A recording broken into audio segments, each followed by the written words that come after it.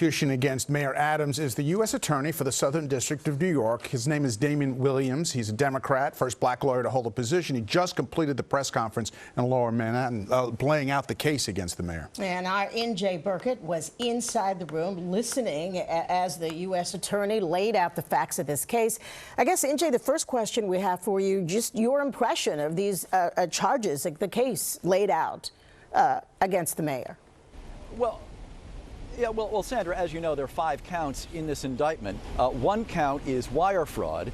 And to be clear, the maximum penalty for federal wire fraud is 20 years in federal prison. These are serious allegations, serious charges against Mayor Adams. And I think what's so striking is the question that Robert Holden asked, the rhetorical question he asked Kimberly Richardson a short time ago, and that is, how does the mayor intend to answer these charges? How does he intend to defend himself when there appears to be, at least according to the indictment, a long-standing, long-running pattern of accepting bribes, accepting these luxury trips, these flights in business class on one airline.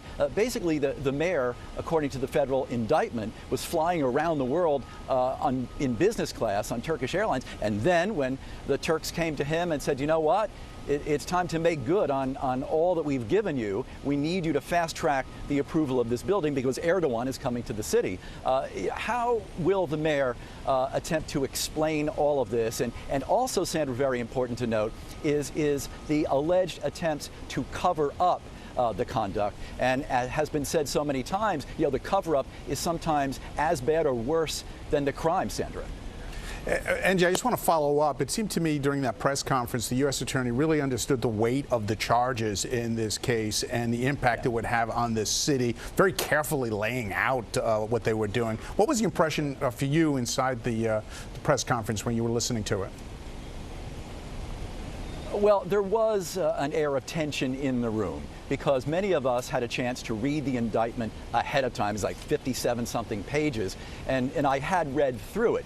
But I think we were all anxious to see how Damien Williams would characterize the mayor's alleged behavior.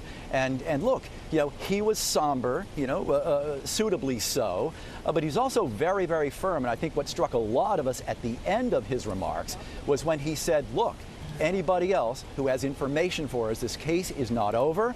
You better come forward before it's too late.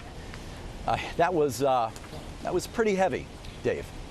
Last question for you, NJ. You, like many reporters in the city, you've covered the mayor for years in all of the positions that he's held, and most notably recently as mayor. Your impressions of how he is responding and his demeanor, his response to the charges.